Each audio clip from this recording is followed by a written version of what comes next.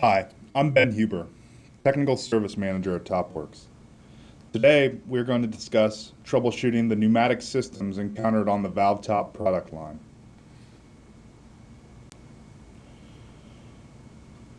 Some notes. This is an overview of best practices. Your specific switch box may vary based on application and end user requirements. To avoid personal injury or property damage, it's important to understand the contents of this instructional.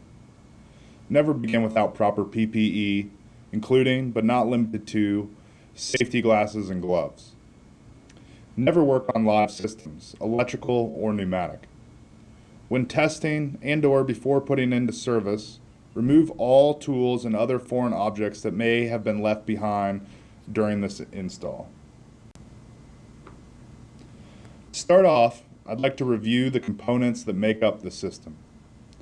On the outside, we have a spool valve. On the D series, this is a 1.2 CV, and on the T series, a 1.0 CV. There's two configurations of this, a direct acting and a spring return. The label on the front indicates whether it's direct acting or a spring return. Once you remove the lid, as seen here, you'll find a pilot mounted to a manifold. The pilot has air redirected from the instrument supply. It comes through the spool, through the housing wall, into the red tubing, as seen here, and eventually into the pilot. The pilot is either coil operated or piezo operated. Only the FF units have piezo pilots due to their low power draw, which is required to meet Foundation Field Bus and intrinsically safe certification. A coil is what it sounds like. A coil of copper wire, which when energized, creates an electromagnet. This magnet lifts a pin, allowing air coming into the pilot to exit and shift the spool valve. A piezo is actually a crystal that deforms when electricity is applied. Like a coil, when it deforms, it allows air to pass and shift the spool. To elaborate on how shifting the spool translates into driving a valve and actuator package, here are some cutaways. As you can see, a small bit of air is redirected as the plant air enters the spool valve. Ultimately, this air will return to shift the spool and compress the spring.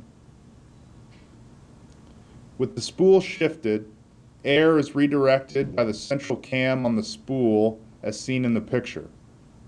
This drives the actuator. When the pilot is de-energized, the spring pushes the spool back and air stored in the actuator exits out the vent on the right-hand side.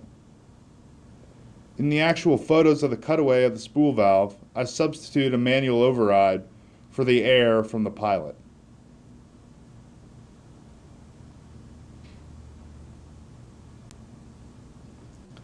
A double acting configuration has an additional pilot in place of the spring. This second pilot now drives air opposite of pilot 1. These are for applications when the end user wants the valve to fail in its current position, whereas the spring returned application fails in either the open or closed position depending on actuator selection and configuration.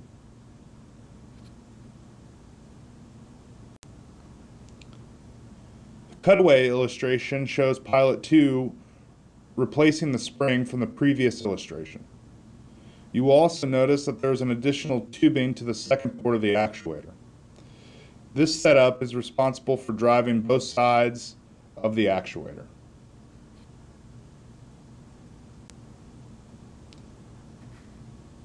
Now that we understand how the system works, let's discuss how to troubleshoot.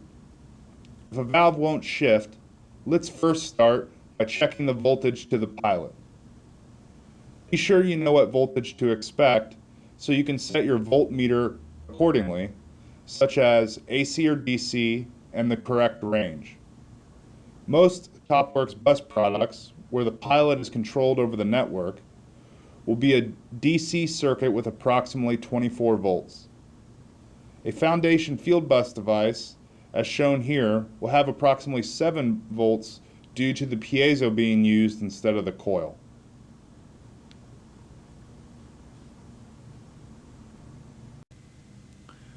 If there is voltage on the pilot, proceed to trying the manual override. All TopWorx pilots have a manual override on the rear of the pilot. Pressing the manual override button will allow air to pass and to shift the spool.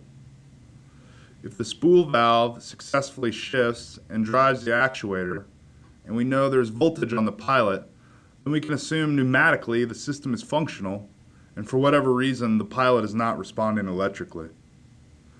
If this is the case, you'll need to replace the pilot. Pilots typically fail due to moisture or debris shorting out their circuitry or clogging their internal orifices.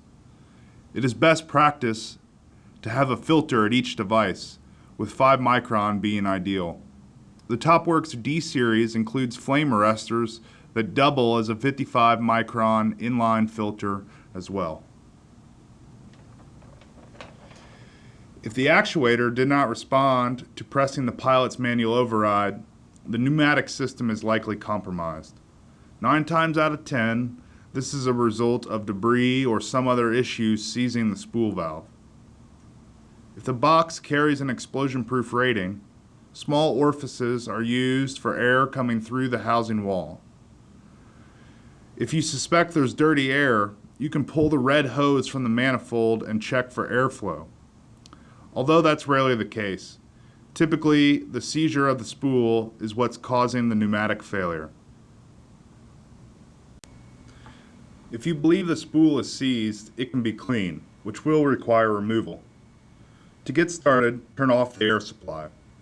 After undoing the tubing, remove the 4 bolts on the front of the spool valve. Once removed, begin to undo the 2 bolts that hold each end cap onto the center block. Use caution on spring return models, as the spring is mounted on the side as indicated by the diagram on the front of the spool valve. Find the side of the center block where you can see the borehole in the spool. This borehole is for the spring. Insert a tool into the borehole and push the spool and its plastic spacer out the opposing side.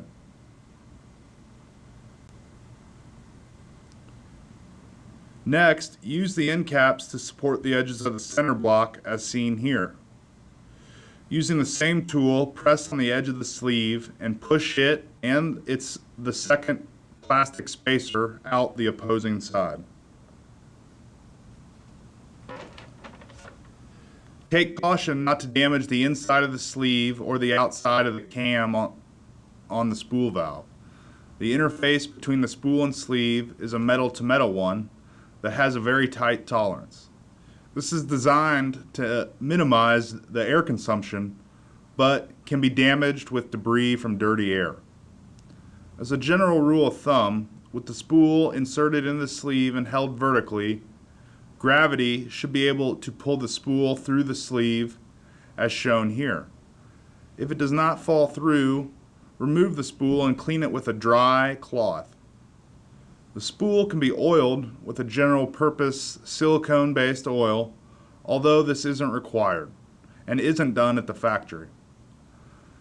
If the spool won't fall through the sleeve in our general rule of thumb test, it may be too damaged. When debris enters the spool and is continued to be actuated, the debris can scratch the surface of the sleeve and spool. This can create drag and possibly full seizure of the spool valve.